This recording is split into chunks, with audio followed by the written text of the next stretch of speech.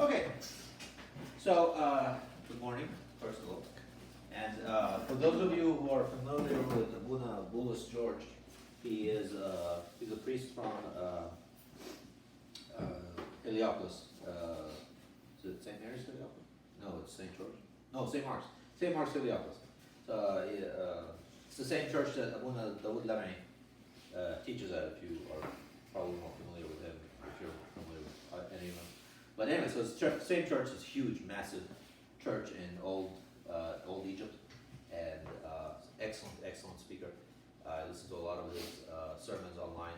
He's an amazing speaker. He's very funny too. He tells a lot of really hilarious stories. I mean, you sit there and just crack up with this guy. And as funny as he is online, meeting him in person was just a completely different experience. So if you didn't get to see him, well, there's a limit.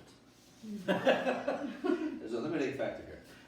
So if you didn't get to see him this year, I would highly recommend you go and see him next year. Hopefully, if he comes, I don't know what the schedule is exactly, but if he comes back, I would highly recommend you see him. So, anyways, this was a retreat he did, and it was all about the issues of the heart and prisons of the heart and how to change the heart and what influences the heart and all of these different things that get in our relationship with Christ. And it was a 9-part series, I think, over 3 days. And this is sort of a compilation of 2 of those. I've changed some stuff in it because I can just put the one and let him do it. So I like to do my own thing. So most of this is from him, some of it's from me. But I highly recommend if you like to listen to Arabic sermons that you get on St. Philip Batir. They have all the series there. Go listen to them. It's an excellent source of material. Anyway, so this part I sort of took the concept that he was talking about and I compiled it into a small lecture. And so this is talking about hearts of flesh. And this was the verse that was my inspiration for the stuff that I added. Was in Ezekiel it says, I will give you a new heart and put a new spirit within you. I will take the heart of stone out of your flesh and give you the heart of stone out of your flesh and give you a heart of flesh. And this is God speaking to Ezekiel, right, about the plight of the people that are at the time, right, that they've gone away from God, that they're not listening to God, that they're not following God's precepts, that they're not having a relationship with God. And he compares it to having a heart of flesh because he's saying that my word does not affect you, right? It's not that they physically had, of course, a heart of flesh, a heart of stone, but that they were immune to the word of God. Every time God would send them somebody with a message, a prophet, whoever would speak to them, they would even if they turned the ship around for a little bit of time, eventually they would go back on their own ways and they go back in their own patterns. And so God referred to that as a heart of stone, so that no matter what it is, it was impervious to the message that God wanted to give the people of Israel. And so he was rebuking them and saying, if you follow me, if you finally turn from your position, I will take that heart of stone that you've invested so much time in, and stone, by the way, doesn't grow immediately, right? Stone, if you're familiar with the mineralization process, grows very slowly, like an inch every century, right? This is crystals that I'm talking about. It grows something like an inch every 100 years, right? It takes a long time to produce a solid mass from nothing, right? So the same idea spiritually, if you are consistently and persistently rejecting the message of God, if you're always saying, okay, that's fine, that's that's Sunday, that's good in theory, that's not really practical, it's an old book, it doesn't pertain to us anymore, whatever excuse you want to use, if you're persistently blocking out the call of the Spirit. This is I'll get on another topic, but when the Bible talks about the blasphemy against the Holy Spirit, this is that same, not exactly this, but that idea of continuously rejecting the message of the Holy Spirit and the work of the Holy Spirit in you, which is what Paul talks about. This is obviously long before that. But anyway, so that's the concept that we're working on today. So the first thing, so like I said, this takes a while, right? It's not a process that happens overnight, right? It's a long, how does this happen? So the first thing I want to talk about is, and we're all familiar with this, right? We always say this. We say this at the end of every Bible reading in the church. Do not love the world or the things of the world. If anyone loves the world, the love of the Father is not in him. What does that have to do with the heart, right? Let's talk about 3 things. Hello. Do something. There. So the first thing we're going to talk about is the concept of an open eye. One wanted to talk about, he made an image of a house, right? And in Egypt, if you know anything about Egypt, if you've been there, if you open anything, like a window, a door, a peephole,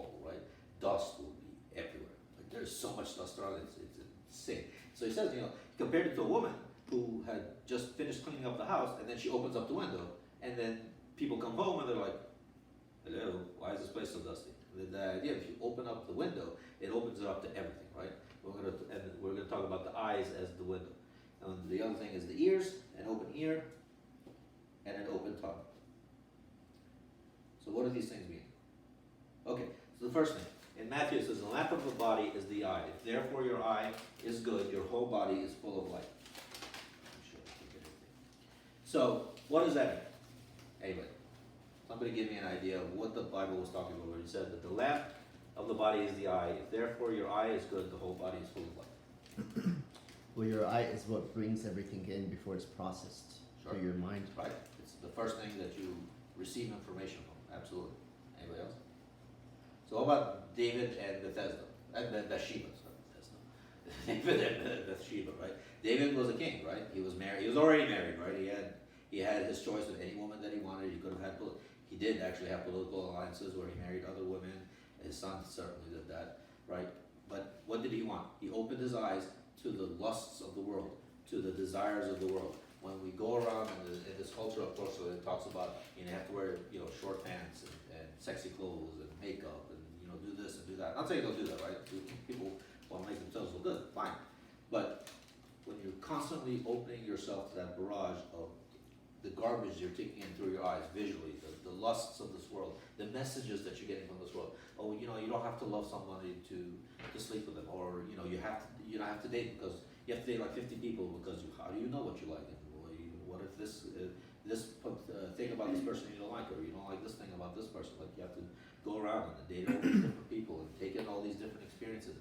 It's inculcating us to be numb to this idea of purity in our eyes. Like we're taking in all this bad information into our heart and into our body through our eyes, through this constant barrage, through the life, through media, through dating, through relationships. Again, none of these things are bad, right? You need to be in a relationship. We're called to be in relationships. We're not meant to live, even at a basic level, just our relationship with God is a relationship of emotions and feelings.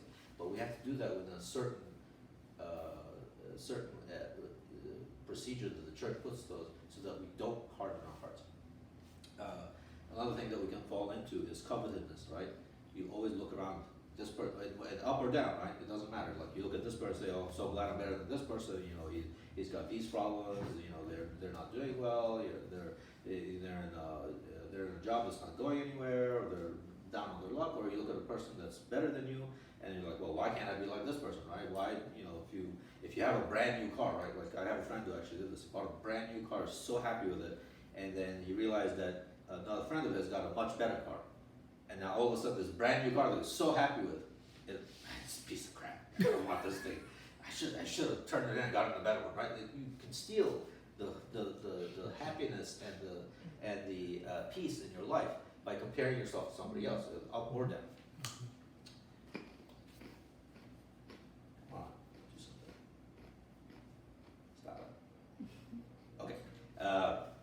Open ears. A perverse man sows strife, and a whisperer separates the best of friends. This idea, a lot of people like to say, "Oh, I'm just," and then of course the simplest thing is to talk about gossiping, right? People talk about gossiping like, "Oh, we're just talking, we're just sharing information."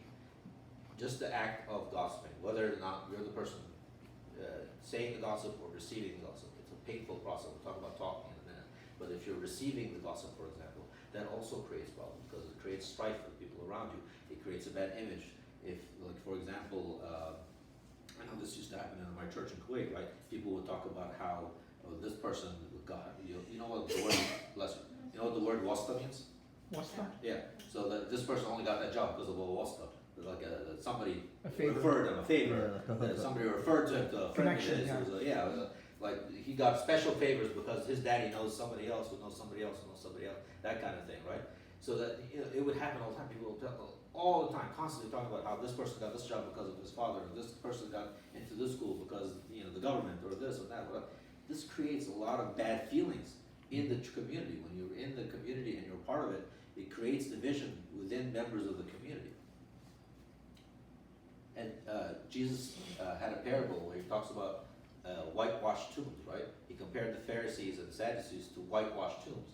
And the reason he said that is whitewash tombs means that you take a tomb and you plaster it with this white paint. The Romans used to do this because it would help to do a couple of things. So one of the things it would do is plaster the seams of the rock so that it would be airtight, or as airtight as they could get it, right? And that way you don't smell the rot that's coming out of the tomb. So you look at it from the outside, you go step down to it, That's right. and it looks good, it smells good. But if you were to open that rock, all the fumes would come out, all the rot would come out, all the death would come out. And the same thing in our lives. If we're constantly taking in this barrage of negativity and bad information through our ears and through our eyes, we're creating rot on the inside. We may look like we're good, we're going to church, we're doing this, we're teaching something, going to Sunday school, evangelizing, etc. But on the inside, there's a rot that you can't see because of all this input that's coming out that's rot. So let me ask you a question. Sure. The answer is no. Well, we're surrounded by all this barrage of information that we're sensing through our eyes and ears. You can't stop that. Sure. You know, when you said a woman dresses this way and all this, it's what you do with it. It's how you block it. Right. So it's not, you know, just walking away or saying you can't act this way, you can't dress this way, you can't change the world. Right. But it's how you process it and how you address it and how you are able to block it. And just because you're seeing it doesn't mean you act on it. Well, one of the things my father of confession was told, when I was younger, I used to have this issue of visual temptations.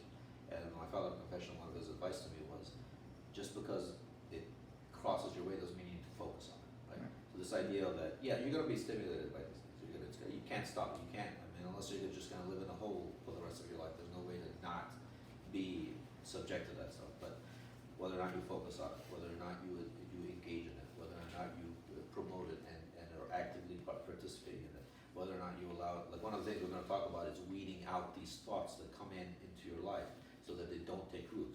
Because it's easier to take them out when they're small and they're passing thoughts as opposed to when they're actively part of your life and the things that you do and how you act, how you live, and how you talk. So that's absolutely. So that's, you know, you cannot, because we're called to be in the world, right? We cannot be separate from the world, but that doesn't mean we have to focus or accept the things that the world throws at us. Yeah, you know, because like for example, nobody in this room, for example, is engaging in anything like, you know, I don't want to get into it. But my point is, we don't engage in these things. If we do engage in, that's where that starts affecting us. Yeah, but like, you know, Mike said, the first sight you can't really help, right? But it's the second one. It's the continuing. It's continuation. And I have to say that there's, especially we can see it like with many of like the church fathers, they guarded against it. Like Pope Cornelius, when he would talk to women, he would stand and they whisper in his ear. He's never looking at you face to face. One of the priests in our church here, my daughter noted, when he turns around during the liturgy to like, you know, peace be with you, he closes his eyes. And it's to keep his peace as he's praying. So he doesn't judge anyone. He doesn't see. I mean, it's not just those kind of things, but just the tendency to judge someone or think someone. You know, but there's things that we can do. He doesn't want to be put distracted. gates, you know, to try and protect our eyes as much as possible. Not against everything, but I think if you have that Guard. that guard, Yeah. you know, but I, you know, that was just like kind of that was notable to me that one of the priests continuously when he goes around to the And it's the same way as, you know, not putting yourself in a place, a situation where you can actually be affected by it. Why go to a club, for example? Because only bad things happen there. I mean, not many good things happen there, right? So there's no reason to put yourself in that kind of a situation. So that's a way, a means of guarding. Right. You know, just on the same thing, like I you know, the Super Bowl halftime show, there was a lot of protests about like how that looked and stuff. And I think there was someone who actually is raising a lawsuit against the NFL and saying, agree, there should have been a warning or whatever. But you can flip the channel. Nobody forced you to like sit there and watch the rest of it. You know, we have to take some ownership too. Like, yes, it's bombarding you, but you have the ability, you know, to take action. That's a good example because, you know what? If it's going in that direction, then they should put a disclaimer. They should put something. Hey, If you're under 18, there may be something offensive. Yes, but there's a lot of kids there in the stadium. It's not just adults that are that are there. There's young people. It was out of bounds. It was out of bounds. The Dallas Cowboys cheerleader are always like wearing the same exact thing, doing the same exact things all the time. I just don't understand why it came. Uh, to that. You're comparing that to the Cowboy To cheerleader? the cheerleader. No, this was horrible.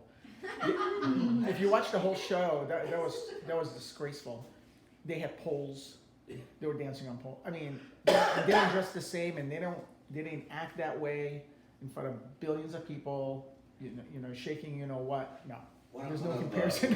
One of Shakira's signature moves Yeah. is the hip thrust. That's what Mike. Yeah, it was horrible. I had my eyes closed the whole halftime.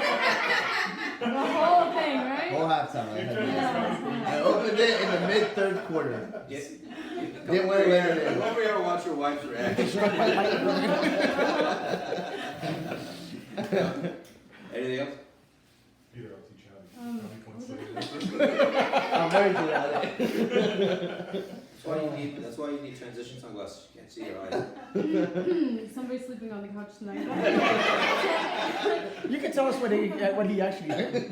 Yeah. Okay.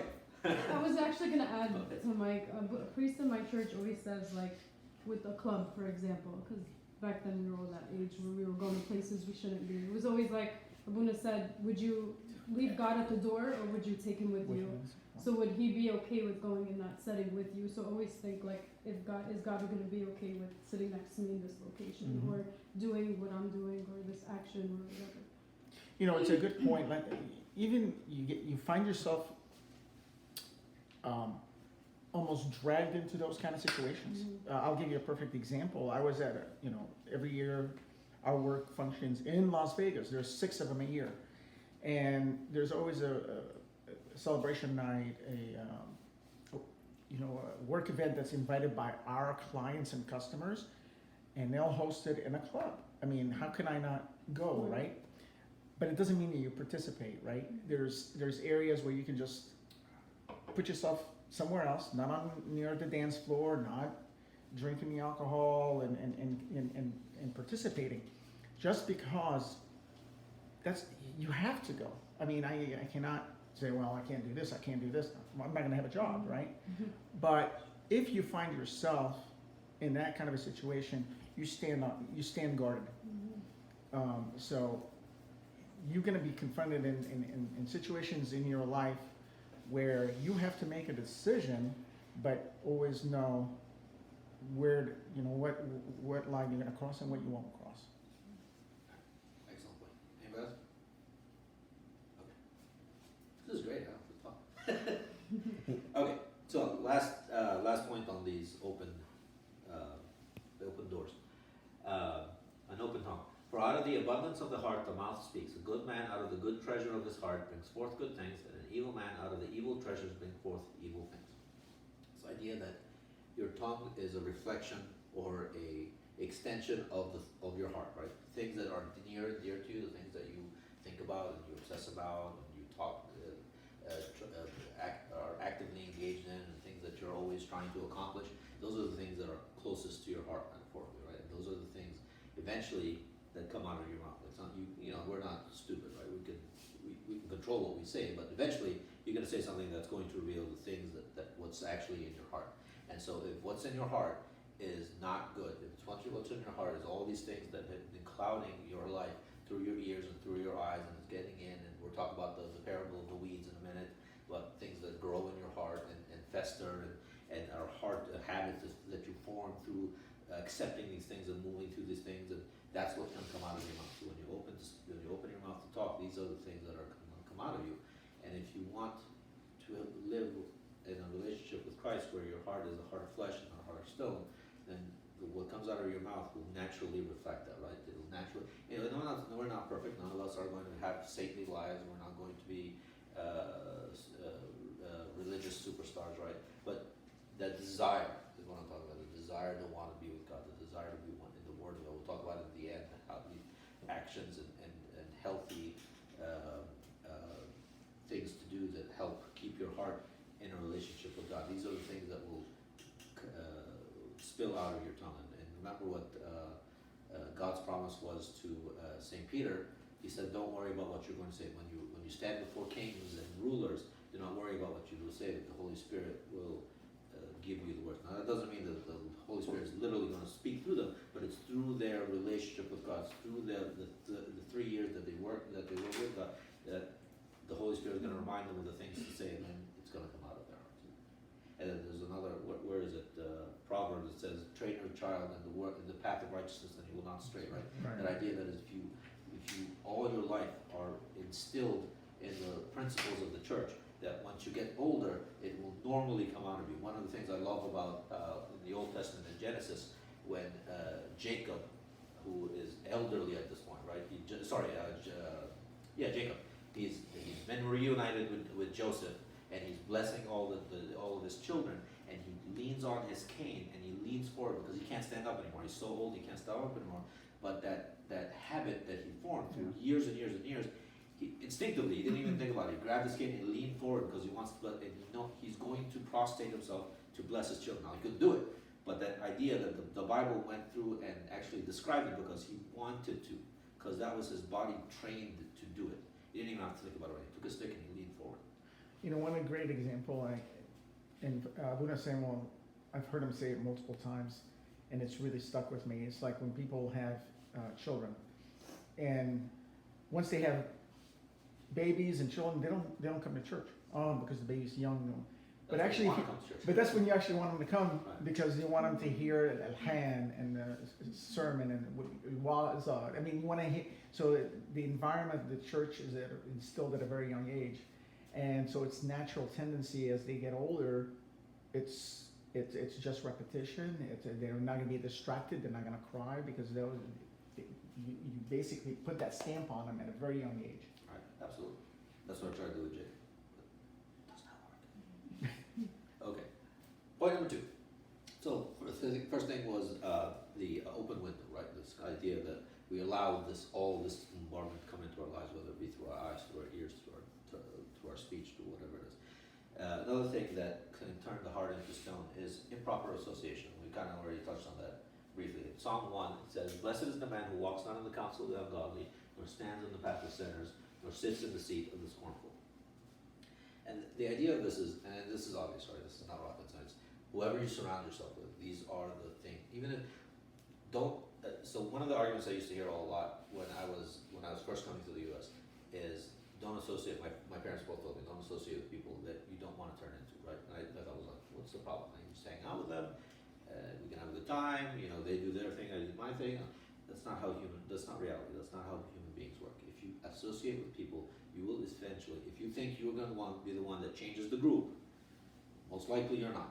Most likely it is the group that will change you, because all of a sudden, this is natural, when you're a large group of people, you want to be like the people you're with. And if these are the people you're trying to emulate, these are the people you will turn into. Your presence in a bad situation will not, most likely will not change the situation, it will change you, right? And this idea of, I'm going to go out, I'm going to party, I'm going to do this, I'm going to do that, but that's not going to change me. It may not change you on the first day, it may not change you on the second day. Eventually this will change you, because these associations are what create the habits that will live on. And again, we'll talk about more about plucking bad habits. This idea that every time you put yourself in a situation where you're receiving bad information, when you're taking in stuff through your ears, taking in stuff through your eyes, acting out certain things, hanging out with certain people, these are the habits that will continue to grow in your life until suddenly, years down the road, you look back and you're like, how did I get from A to B? I don't know how this happened. It's a journey of steps. And these are the steps. If you catch it early, it's easier to correct. If you catch it late, it's a lot harder to correct. This is the part of the improper thoughts. The kingdom of heaven is like a man who sowed good seed in his field, but while men slept, his enemy came and sowed tares among the wheat and went his way. Right? This is what the world wants to do to us. They want to keep putting small things. Oh, it's okay if you don't do this today. Oh, that's just a white lie. That's not what you're just doing it to make that person feel better. Or everybody does it. This is the way the world works. Or there's a million excuses, right? You all know them, right? Every time you make a justification for something you should or should not do, be aware that these are seeds planted in your life. These are habits that will form. It's easier to talk these habits now and not do them, or conversely, if you're not doing something you should be doing because you don't want to be unpopular, these are the habits that will stick with you in your older age. I'm going to give a really nice example about apparently a monk and his father confessor were walking, and he's trying to teach him a lesson, and he said, pull me out that piece of grass. And the monk said, okay, sure. Pulls out the grass, right? It's really easy. And then they're walking along and says, pull that plant out for me. Some flower or whatever, right? Pulls it out, it's a little hard. Then he comes up to a cornfield. Like corn, if you've ever been in a cornfield, they're taller than me, they're like 6 feet tall. And he said, pull me out that stalk of corn. And he's like, okay, and he sits there and wiggles it and he pulls on it. It's really hard. If you've ever tried to pull a full grown plant out of the ground, it's pretty dug in, right? It's got roots everywhere. And finally, after a long period of time, he took the plant out and he threw it on the ground. And finally he got to a tree. He said, okay, pull that tree out of the ground. He's like, I can't, that's impossible. He said, okay, and that's the lesson I'm trying to teach you. The more you wait, the longer you wait for these habits to form in your heart, the harder it will be for you to change them. The bigger the journey will be, the more the effort will be. If you catch someone, they're tiny and they're small, they're little blades of glass, pluck them out, throw them away, they're gone, you never have to think about them again. Let them fester a little bit, let them stay a little harder, but still doable, and on and on and on, until it gets to a point where, why? I've done this for 10 years, why am I gonna change my habits now? Why do I wanna change my life? This is the hardest stone that gathers a little bit. Okay, and then the last one is a lack of fear of God. I love this example. I'm not talking about communion specifically, but I like this because it's a really stark example of what I mean. I like to give extreme examples when I can. Therefore, whoever eats this bread or drinks this cup of the Lord in an unworthy manner will be guilty of the blood and blood of Christ. Okay, not to go into this example, but I'm just going to use it as an example. So technically, we know that if we're not there for the reading of the gospel, we're not supposed to have communion, correct? So why are you shaking your head? That's an old teaching, it's a wrong teaching. It's not, you should be there from the beginning of liturgy. No, I know. Okay, you're right. Okay, see. Because this gets passed on, and actually continues on to actually Vespers before that everyone should be attending. Okay, yes, absolutely. No, you're right. I was just going with what everyone. I didn't think anybody would fight me on this. Okay, fine. You're supposed to. Okay, the liturgy is 2 parts. You got the Vespers and you got the liturgy. And absolutely, you're supposed to be there from the beginning. What used to happen is at the end of the gospel reading, anybody who wasn't a member of the church would be asked to leave, because after that it was only for those who were a member of the church because the point of the liturgy is not to pray, the point of the liturgy is to receive the body and blood of Christ. So you're only allowed to stay, and they would close the door and lock them. I wasn't going to get into any of this, but thank you. No, you're talking about the liturgy of the faithful, yeah. So at Right. that point, the liturgy of the faithful begins, and that's when the doors get Right, closed. exactly. So, however, let's just use this example. Well, how about this? I know people show up, like literally as the lines are forming, and then they run into the line and go have communion, right? People have done it. But the idea is that the only point of all this is not to talk about communion. But the point of this is that we've lost this idea that God is an awesome God, right? And I'm not talking about awesome like, oh my God, awesome, right? No, the idea that He is a full of awe, a God that has dominion and power and glory on His subjects, which are us, right? This idea that yes, God loves us, yes, we're the children of God, yes, we're in the body of Christ, but at the end of the day, there was always this thought in the back of your head that also He is the master of the universe, He is the creator of the universe, He is the force behind the world, right? And this is not something to be taken lightly, right? This idea that in your relationship with God, just like in our relationships when we were younger with our parents, right? Like I remember my dad used to scare the daylights out of me. Like if my dad had this certain voice in his head, in his voice, tone in his voice, I was getting out of there. Like I'd just deal with it later. Like, whatever it was, I deal with it later because it was just not worth it. Now, obviously, God doesn't do this to us, but that idea that as children of God, we have a healthy fear and respect for God. And I think we get to a point where we focus on the love of God and we forget that God also has justice.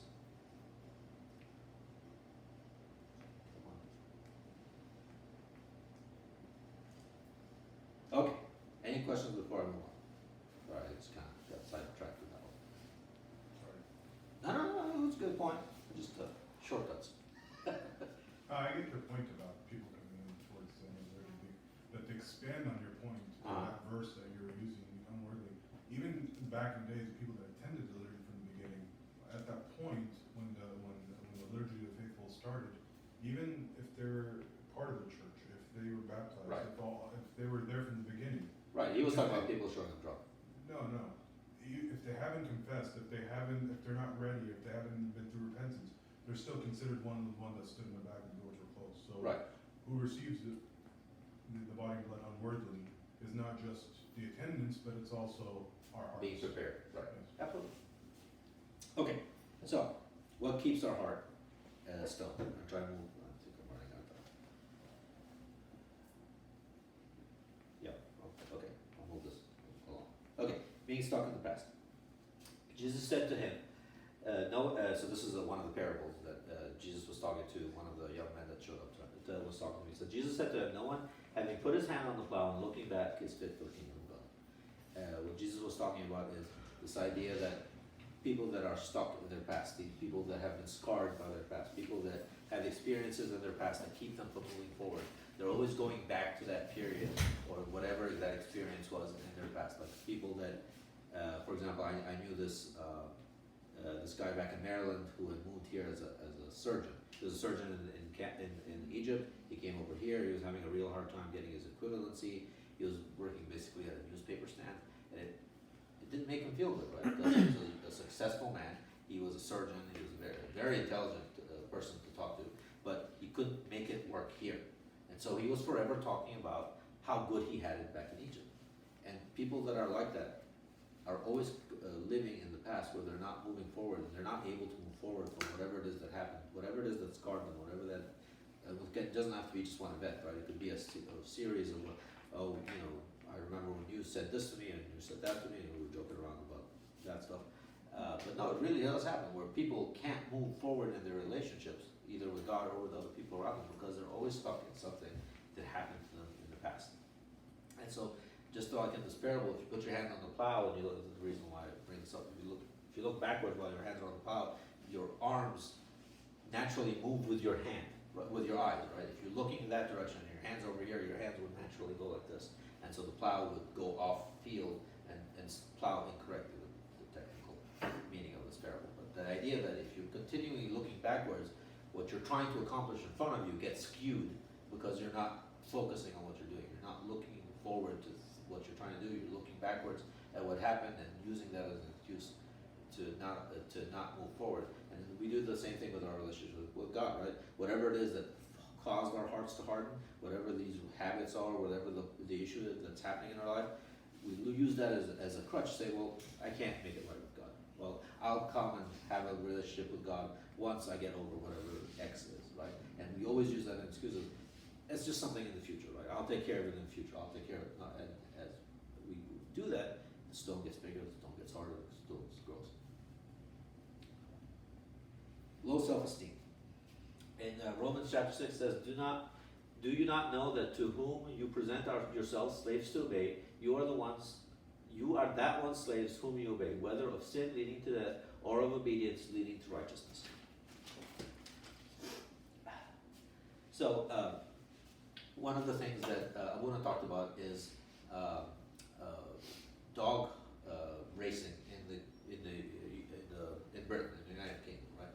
One of the things they do to these dogs is they starve them for days at a time, right? And then they take water that's soaked in that has artificial bone scent. So it's a really, really strong scent.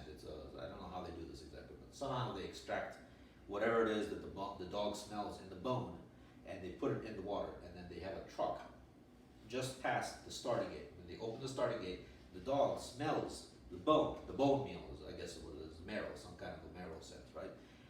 And the dog will chase the car, and so the car will go around, and these dogs are so hungry, they're chasing that bone on the idea that maybe if they catch the bone, they can get a little sustenance, right? Because they're starving. And so they will bolt as fast as they physically can. A lot of these dogs will die of exhaustion going around the track trying to chase this truck that has a smell of something that they want. The same thing we do here, the same idea with our spirituality, is we chase something that we think we want. We have a hunger that is for God, but we use that hunger and we chase something else, and we chase it exhaustively until we exhaust ourselves. And this is, and if you know anything about me, I never tell anybody not to be competitive, not to seek out things that make them better, not to excel in their fields. But this is the trap that you can fall into if you're not paying attention, of being always competitive, right? Of always wanting to be in a competition with those around you, whether it be or with yourself, that you're always trying to excel, that you're trying to grow. These are not bad things, right? But if you focus on that so solely that you expel everything else out, you wear yourself out, you never reach your goal. Just like these dogs will chase this car until and they won't catch, and even if they catch it, there's nothing there, right? It's just a scent. It's fooling them. It's the same way in this world that it talks about you have to be the best, right? You have to have the expensive car. You have to have the big house. You have to have the big yard. Yeah, you have to be able to travel all over the world and see everything. All this stuff that you have to accomplish. No, we don't have to do any of that, right? We have to have a relationship with God. We have to have a relationship with our brother. We have to live a life where our light shines in the world. We have to have a heart of flesh. We don't have to have these things. If it comes, it's great. Abraham, for example, was one of the richest people in the world, right? But Abraham didn't. Abraham was so easygoing about his money. When he had a fight with his brother Lot, he literally told him, "Look, all the land around you, you pick where you want to go. I'll go the opposite direction. You go east, I'll go. If you go west, I'll go east. If you go east, I'll go west." This is Abraham. Abraham was rich, beyond belief, but he didn't care. It wasn't important. It happened. He happened to get it because he was a hard worker and he did a lot of things and he was a really good manager and he had people around him and they followed him, etc., etc., etc. But that wasn't his focus. His focus was his relationship with God. Fear of tomorrow. This is a big one. Therefore I say to you, don't worry about your life, what you will eat or what you will drink, nor about your body, what you will put on. We have this, of course, it's good to plan for tomorrow, right? It's good to be aware of what's happening. It's good to have a plan. It's good to have a nest egg. All these things are good. Again, I never tell anybody not to excel, not to be successful. But you have to remember that can't be a primary goal. This has to be secondary. If you're constantly worrying about tomorrow, it's the same thing as being constantly worried about the past. Constantly worried about the past, you can't move forward. Constantly worried about the future, you'll be stuck in place because you don't want to make a mistake and you don't want to move forward. What's that saying that says the person who's stuck in the past doesn't have a future, and somebody who's stuck in the future doesn't have a present, right? This idea that we have to be able to live today for the glory of God, because that's what we're called to do. I'm trying to move along as quick as I can. And then finally, a lack of humility. Do not correct the scoffer lest he hate you. Rebuke a wise man and he will love you. I know I fall into this trap sometimes. Well, a lot of times. If somebody says something to you, like, you know what, you pissed me off. You're out. You're gone. We do this, right? We do this in our life where we are easily offended, and it's a pride thing where we don't want, or it's a lack of humility thing, where we don't want to move forward with whatever. It's just easier to cut things off than to move. Okay, finally, heart of flesh. So I'll go from heart of stone to heart of flesh. Okay. First thing we gotta do is kind of just really simple stuff. 4 points, I'll make this really fast. First thing, just remember who you are, right? I'm not trying to be facetious about this. We forget who we are. We talk about it, we say it, maybe, and we talk just like when we say Tok Tatigon in the Easter service. How many of you stop and think the words of Tok Tatigon, right? Just sit and analyze it. Translate it in English, forget the Coptic for a minute. Translate it in English or in Arabic and think about what the words mean, right? It's an amazing song that we sing, but we sing it so fast and so often it loses all meaning if we're not. So we should sit down and talk about it. We are. This is what God says about us, right? Before I formed you in the womb, I knew you. Before you were born, I sanctified you, right? This is how important we are to God. We're not a pile of cells, right? We're not just some random beings that form through chance encounters. Whatever it is you want. I'm not trying to turn this into one of those conversations, but whatever it is you think about, whatever methodology you use to get to this point, eventually you have to get to the point where either there's something special about us or there's not, right? We have the Spirit of God. When God created Adam and Eve, regardless of what you think of that story, He infused something special in Adam and Eve. whether it be the breath of God or the spirit or whatever you want to call it, there is a special quantity that God placed in us that He didn't place in anybody else. There's no way to get around this point, right? We are the children of God. We are the creation of God. God loves us so much, He says to Jeremiah, before you were even created, before anything happened to bring you into existence, I already knew everything about you, right? I created you, and not only that, I sanctified you. That word means sanctified. Anybody know what the word sanctified means? Anyway, To like purify. well, sort of. Cleanse. Right. Sanctified means to create wholly clean, right? This idea that, and he goes on to talk about later on. He says, "I'm not pure," and so he takes tongue from the altar and he puts it on his tongue, and he says, "Now I have purified." He sanctified him with so God's holiness washed through him to clean him. So, and if you don't get there, then it doesn't make any sense, right? If the idea, if you don't get to the point where you realize who you are in God's image, then of course it doesn't matter if you're listening to nonsense, if you're taking in nonsense, if you're bringing in things into your life, if things are coming out of you that you don't really mean. All these things don't matter because you're not special.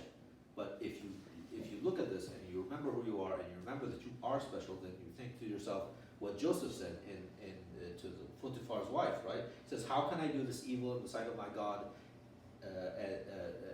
How can I do this evil in the sight of my God?" What evil? There was no law, right? The law, Moses received the law, what was it, 400 years later or 500 years later or something like that? I don't remember the exact timeline, but the point is that there was no Israel at that time. He was Israel, right? He is the beginning of Israel. So there is no evil in the sight of God. So how did Joseph know any of this, right? It was because he knew that he was sanctified in the image of God, that he was pure and holy in God's image. Number 2, seek out God's grace. This is David speaking. I believe this is when David was in the mountains running from Saul. He says, "Keep me as the apple of your eye, hide me under the shadow of your wings." Remember that we can't do things without Christ, right? God is the one who helps us to be pure. God is the one who helps us to sanctify ourselves. God is the one who helped. He said, "Behold, I make all things new. Though you were red as snow, I will make you white. Though you were red as scarlet, I will make you white as snow." Right? It's God's work in us that creates our heart of flesh.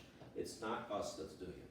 So when we remember that, then we could say to God, "Keep me as the apple of your eye. Hide me under the shadow of your wings." Because another one of God's promises is, "Whoever touches you touches the apple of my eye." That's why I really like this verse. This idea that if you understand that, if you understand how special you are to God, then you'll understand that God keeps you to the point where He says, if anybody touches you, it's like somebody poked me in the eye, right? Would anybody tolerate somebody poking you in the eye? No, probably not, right? And that's how God thinks of us. Anybody who tries to harm you, you are literally poking God in the eye by trying to harm one of His children. David. Alright, number 3, I'm almost done, I promise. "I will meditate on your precepts and contemplate your ways. I will delight myself in your statutes. I will not forget your word." There's another verse later down in this chapter that says, "On your word I will meditate day and night." I love that verse. I didn't put it in there. This is something that I know a lot of the Orthodox Jews, I have a lot of friends that are Orthodox Jews, and they take this really literally. I mean, they will fall asleep reading the Bible on a daily basis. They'll have their books out and they'll read the Torah. They'll take notes and they'll do studying and literally, like, they will fall asleep at the kitchen table because they're so tired from reading the Torah or the Yeshivot or whatever it is that they're reading at the time. But this one's just as good. "I will meditate on your precepts and contemplate your ways. I will delight yourself in your statutes, and I will not forget your word." If we don't do these things, right, then what incentive do we have not to do the opposite? If we don't want the world and its influences, if we don't want the negative things that are coming in, the bad habits, the seeds that are being grown in our lives, if you don't want that stuff, what do you want? If the answer is, "I will meditate on your precepts and contemplate your ways," I will delight, not just enjoy it, I will delight. Like, this is something I'm looking forward to. Like, my son comes home every day, first words out of his mouth, I swear to God, not "Hi Daddy, I love you Daddy, blah, blah. Where's my pad?" That's it. That's this thing, right? Where's my pad? Where's my electronic? Because he doesn't get it all day. He gets it when I come home. That's when he gets it, right? He has it an hour before dinner and an hour after dinner. So the first thing, as soon as I walk through the door, first thing out of his mouth, where's my pad? And then, I love you, Daddy. Blah, blah, blah. But that's his delight, right? That's what he wants, right? He really wants that pad. So he's waiting for me. He's all happy to see me, right? So the first thing out of his mouth, where's my pad? And hopefully the first thing out of our mouth is, where's the Bible? Where's church teaching? Where's the sermon that I want to listen to? Stop that. This is what David did, right? He said, I will meditate on your precepts, I will delight in your statutes. Now, who delights in legal work, right? Like if you think about that sentence, it really is a silly sentence. It's like me saying, I delight in the penal code. Yeah, no, I don't think so. But that's how much David loved God, right? He meditated on the precepts and delighted in the statutes, because those are the things that brought him closer to God. Okay, last point, we can get there. Remember God's promise. In John chapter 14 it says, if I go and prepare a place for you, I will come again and receive you to myself. That's where I am, there, and there you may also be. Right? This is where, at the end of the day, this is what our hope for the future, right? Our hope for the future is by not allowing these things in our life, but not allowing the things that we're being bombarded by, the influences in our ears and in our eyes and our thoughts and in our heart, not allowing ourselves to be taken over by pride and lack of humility and low self-esteem, etc., etc., etc., and remembering who we are in God and remembering that what our position with God and that God loves us, etc., that at the end of the day, when God calls us finally to come home, the reason why He's doing it is because He's prepared a place for us, and then we could be there and we can live with Him. And this is the goal for our end of these. Okay, sorry I rushed the end.